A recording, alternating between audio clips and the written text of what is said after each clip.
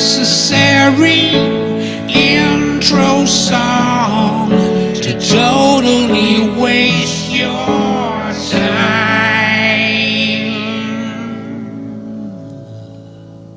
War.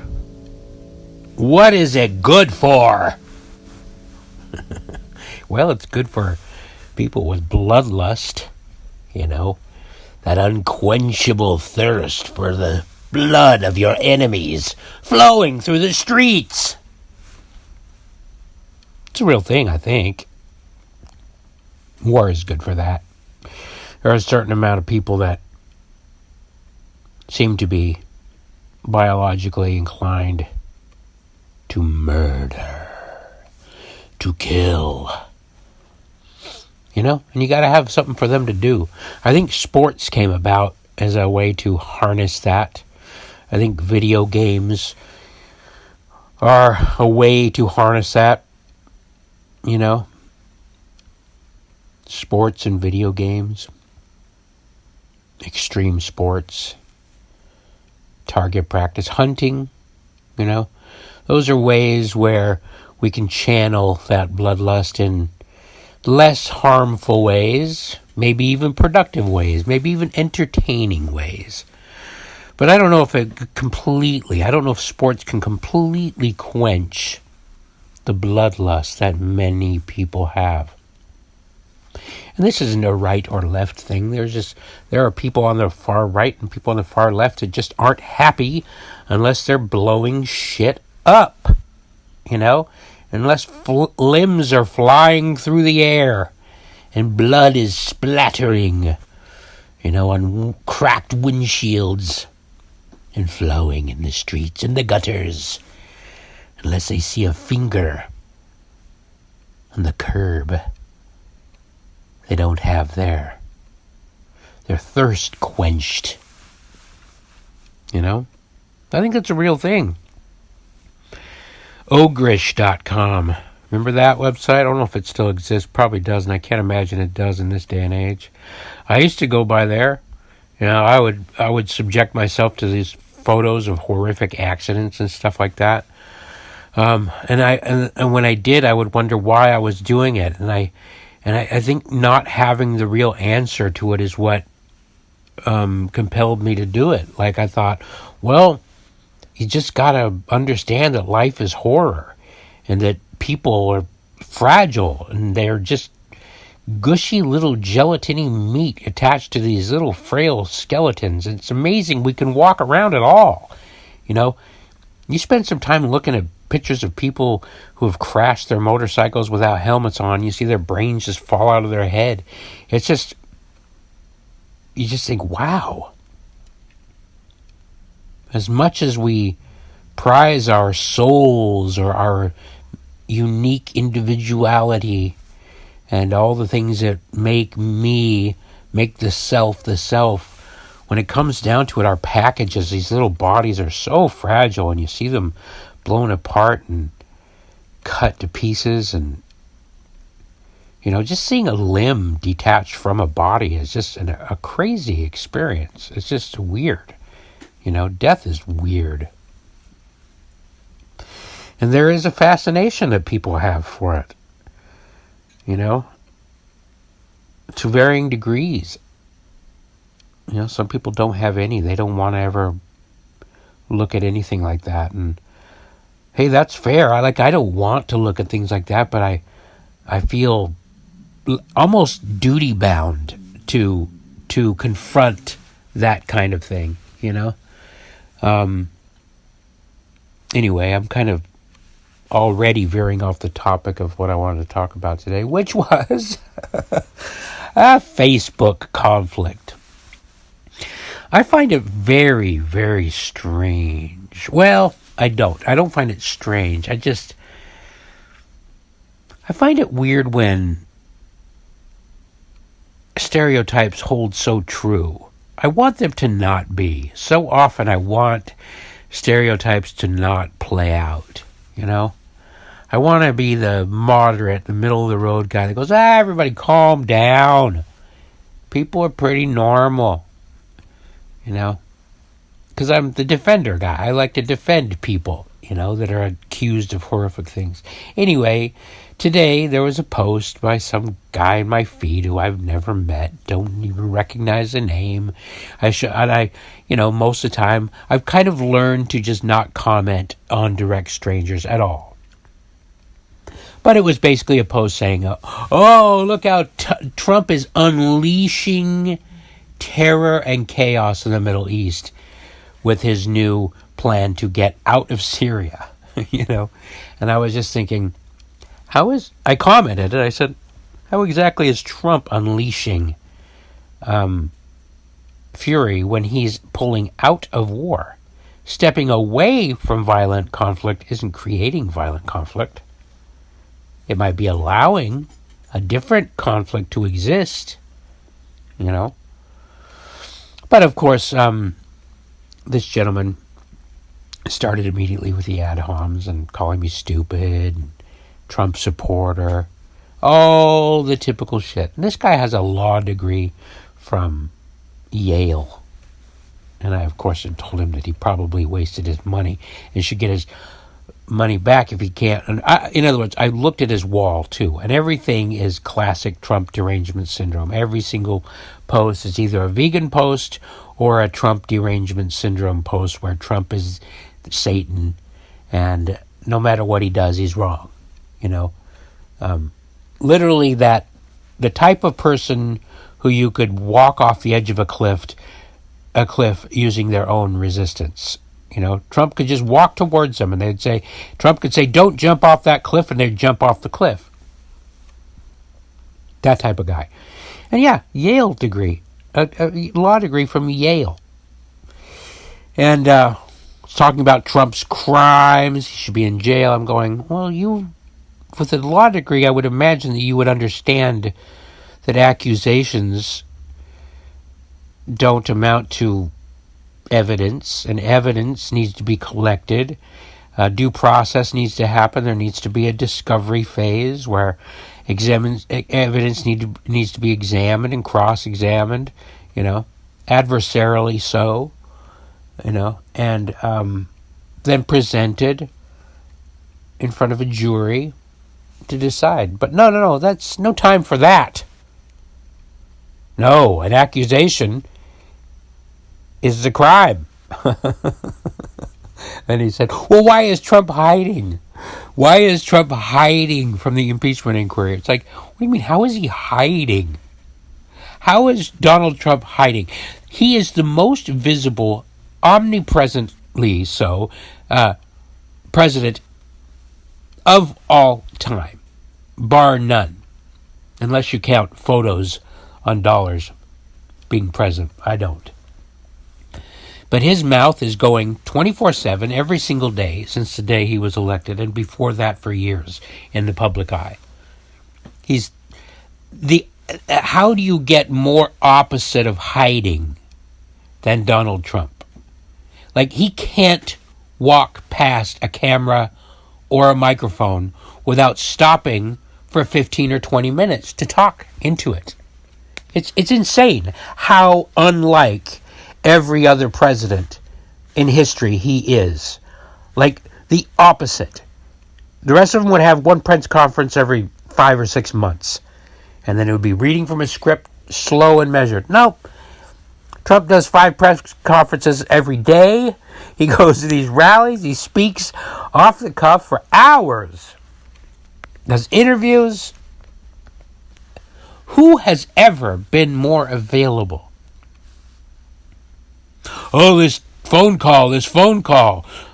He released a transcript the next day. Not hiding. I don't get it. So it was like, I had to argue with this guy about that. But what it really came down to is this. It narrowed down from 3 different comments into a thread about Trump's policy with the Kurds, and I told the guy, or with Syria, getting out of Syria. He goes, well, how do you just abandon the Kurds? And I said, what do you mean abandon the Kurds? The Kurds were having struggles long before America got there. Middle East those are ancient tribal wars. America inserting themselves into those tribal things does not bring about peace. It never has brought about peace. It never will ever bring peace. If those people are going to have peace amongst each other, they are going to have to work that out on their own terms. They are going to have to do it. I don't have much hope that they ever will, which is why I say, come home. At a certain point, he was saying, well, we're abandoning our allies. I go, which allies? The Kurds. I go, okay, well, what do American soldiers owe the Kurds? And why do the American soldiers have to do it? Why don't you do it? I asked him, why don't you get a plane ticket, send me a screenshot that you will go fight alongside the Kurds? If you believe America has a debt to the Kurdish people, then what is stopping you from going over and fighting? And this has kind of been my attitude about war. Oh, probably since, my mid-20s is when I really started thinking about war, and you realize, well, nations go to war and you want your country to protect you from other forces that might not mean well for you. But my policy has always been, and maybe this is because I was a concert promoter for a long time. I always knew that the way you have a good event, a good party, is you just staff the door well. That's really the main thing. Staffing the door well is the best way to have a nice party. Keep the riffraff out. Don't let them come in the first place. If you let them in, then you got to have staff in the building all over the place too, managing the riffraff that you let in the first place. So I would just think, put a good guy at the door and don't let the riffraff in. Then you have a nice party. Super simplistic. For my pea brain, my Trump-loving pea brain, But yeah, these wars of conquest and these wars of policing the world, they haven't worked. Have they worked? Have they worked? I mean, in any way, maybe the price of oil is low. I don't know. Have they worked to bring peace to the people there? Have they brought us any peace? Hard to say, because we don't have a parallel universe where we can see what would happen without intervening. Do we really need the low oil prices? Couldn't we get them anyway with our own oil? I don't know. But I find it very curious when people talk about America, we need to do that. Well, have you signed up for the military? No? Then why are you arguing to send other people's children and other people to die for other people across the world? I get it. I really am grateful for military people who are actually protecting values that I hold dear, but I'm very doubtful that happens by going over and injecting ourselves into tribal wars abroad, trying to bring or spread democracy across the globe when certain people don't seem to have any interest in it whatsoever. And every time you give it to them, they might last 10 years. And are you really giving them democracy when you're imposing it upon them? Is that really how democracy works? First of all, democracy, the name of it, the word democracy is a terrible word. I don't even know why people say we're spreading democracy. Spreading democracy is like the worst thing you could ever spread. Mob rules? Majority vote? That's what you want to spread? No, you don't want to spread democracy. And if you say you're spreading democracy, I say shame on you. Stop spreading democracy. What you want to do is spread things like the Bill of Rights, and a good constitution, and the thought and the idea of due process. These are good things to spread. The premise of individual liberty, that's a good thing to spread. Individualism, the crux of our Constitution, those ideas contained therein are worth spreading. But a democratic vote to get rid of them or to change them willy-nilly, that's a terrible, terrible idea. You never want to have a quick vote on anything. I can't even imagine a worse way to come to a decision than by a quick vote with everybody, unqualified and not. Can you imagine a mechanic doing that? All right, quick show of hands going out on the street. Who thinks I should replace the carburetor? Hands go up. Why did you even raise your hand? You don't even know what's wrong with the car, you stupid fuck. Asking people to vote on war is the worst, too. I don't think you should be able to get to vote to send other people's children to war at all. How is that even allowed that anybody gets to decide? Like, if you say yes, war, then you need to sign up for war. I don't care what your age is. If you're pro-war, I need proof that you're pro-war by seeing that you have signed up for the military, that you've got your boots issued and you've got your uniform issued, you've got your hat and your bulletproof vest, and you're ready to go. Then I will at least accept your position on war, your pro-war stance. Well, okay, you're willing to back it up with your own life. And I don't buy it. You don't get to vote for your kids' lives either. Because who knows, I don't know if you like your kids. You might hate them. You might be secretly hoping your kids die in war. You know what I mean? I've kind of abandoned this idea that all people are good underneath it all. They're part good. They have good within them. But sometimes you've got to dig through a pile of horse shit to find a little tiny golden nugget of corn. Oh, God.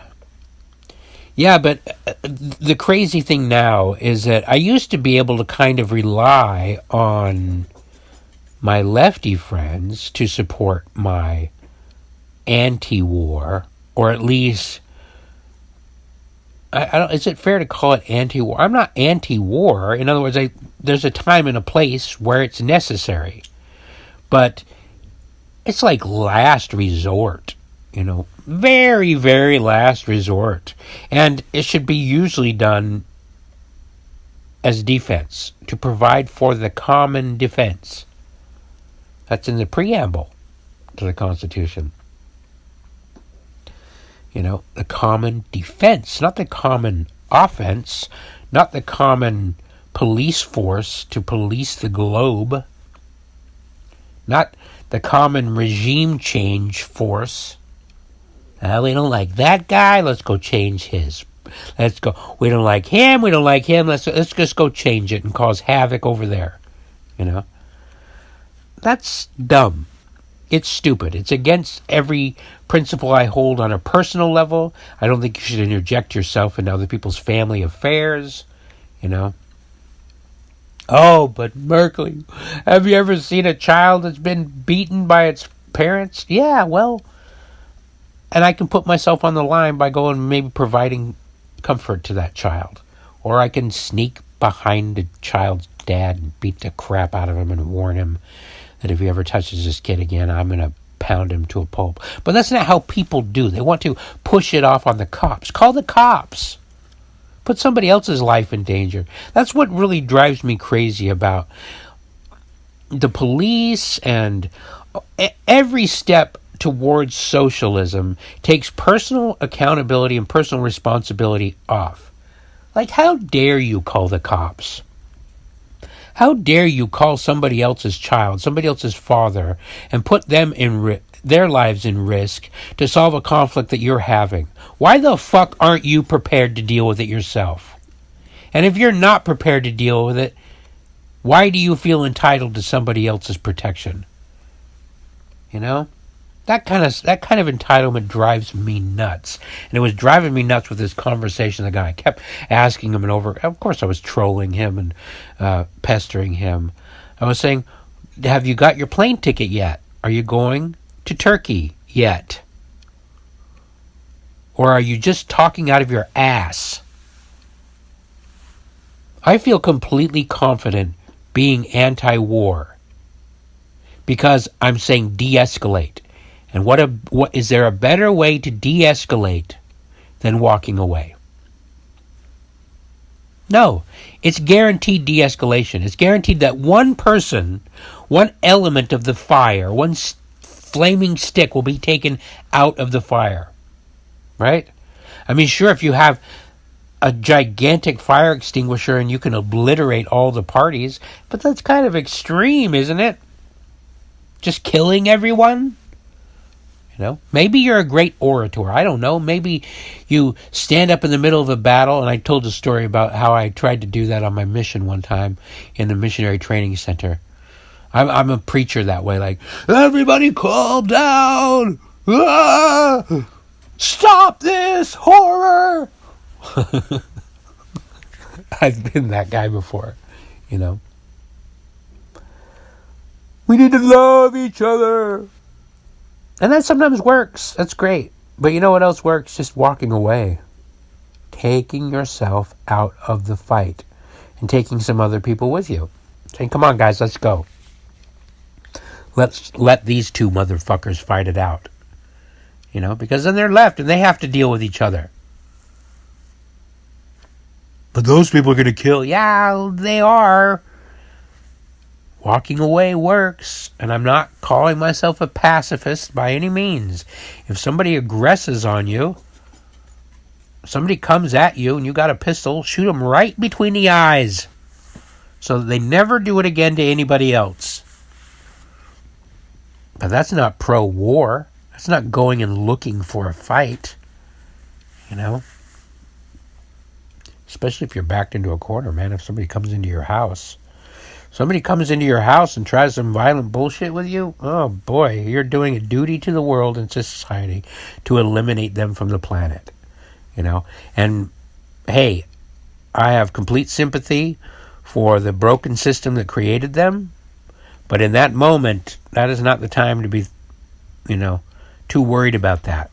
And if you want to worry about that, fine. If you want to hug it out, if you believe that you can hug it out with the criminal that's coming into your world,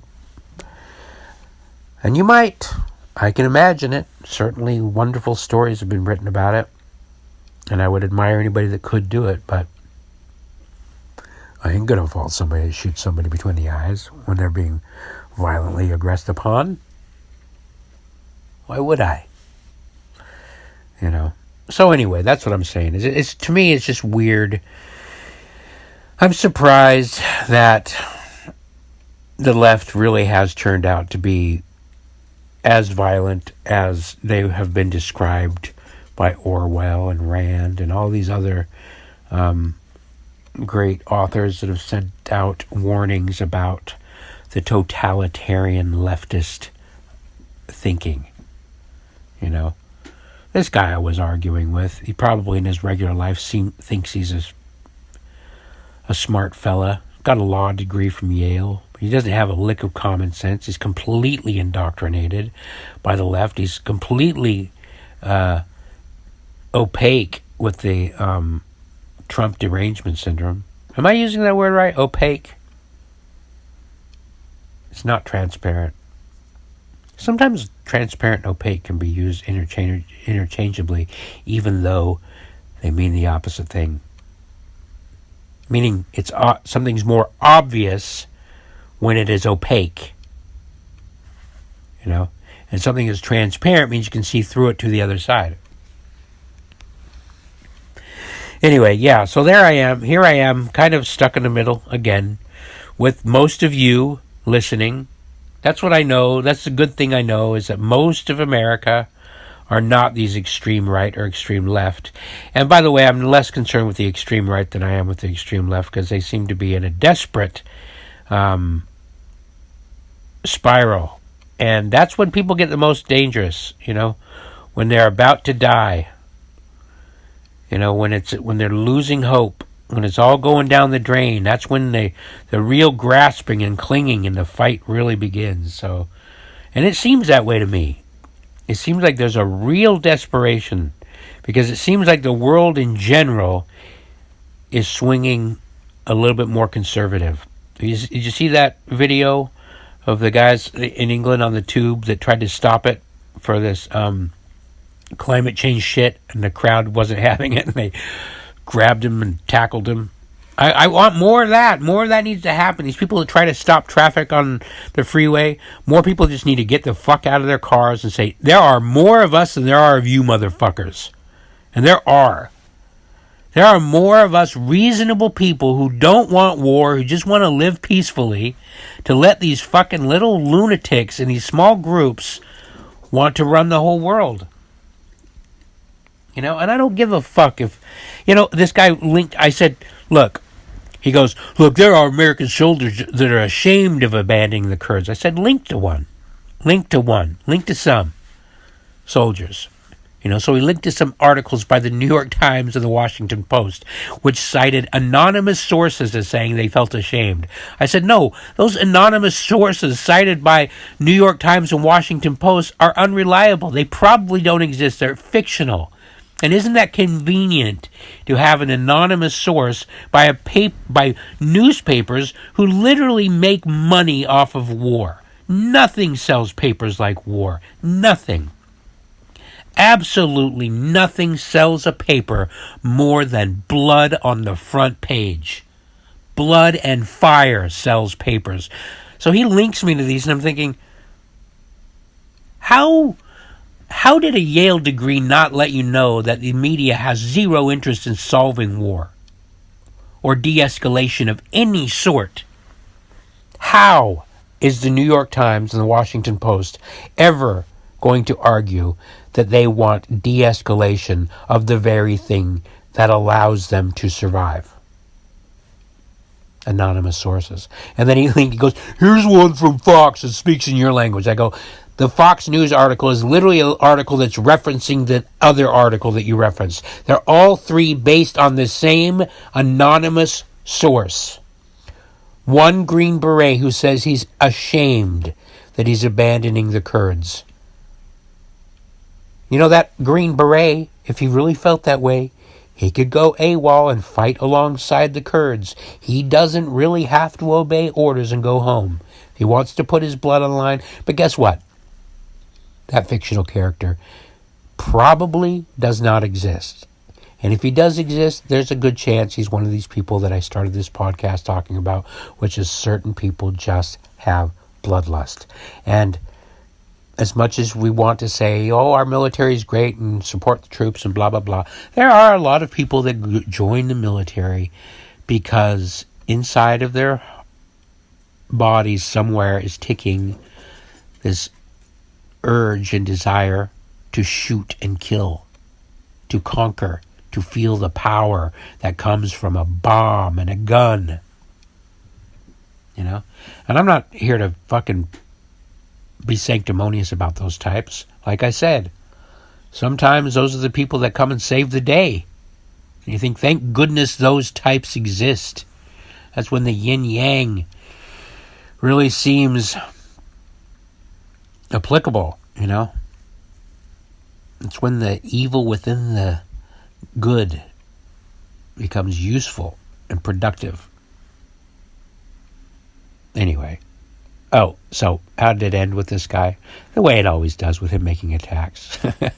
It was a random stranger. And he goes, well, your sexist art and your sexist photographs, with all that, doesn't surprise me that you like Trump. And I was like, well, if it's so sexist, then why did you add me? Like, literally, I don't know who you are. You added me. You must have liked those sexist photos, so maybe you should go write a letter to all the women that paid me and asked me to photograph them. Why it's sexist that I obliged their requests. especially the ones that paid me. And then I told him, but be very careful, because that patriarchal thinking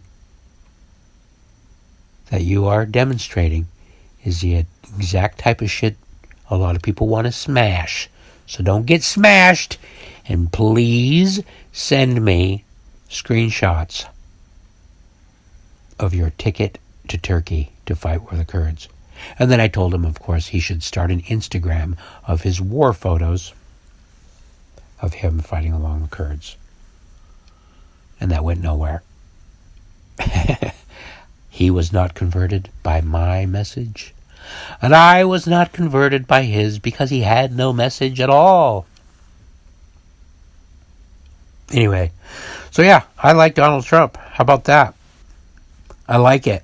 I like that for the first time in my lifetime, there seems to be a president that really actually Jimmy Carter seemed interested in no war. He seemed like he just didn't seem competent, you know? And of course, that's what people are saying about Trump. But Trump is the first guy in my lifetime that seems he's talked his whole life. Every bit of him talking in the media over the last 30 years has been ending the wars, ending the endless wars. And now he's doing it, and he's getting shit from the warmongers. You know? There was an article a guy linked and said he's failing as a commander-in-chief. And I said, yeah, he is failing. He's failing the warmongers. The warmongers that want to keep war going, he is failing them because he doesn't agree with them. He kicked out Bolton. Now he's trying to get... I feel bad for him. He can't do it all himself. And he's surrounded by people who want endless war. And a media who wants endless war. Thank goodness, I really do believe that most people, most Americans, certainly most everybody listening to this stupid little podcast, don't want that shit. Anyway, that's enough of that bullshit. Thanks for listening.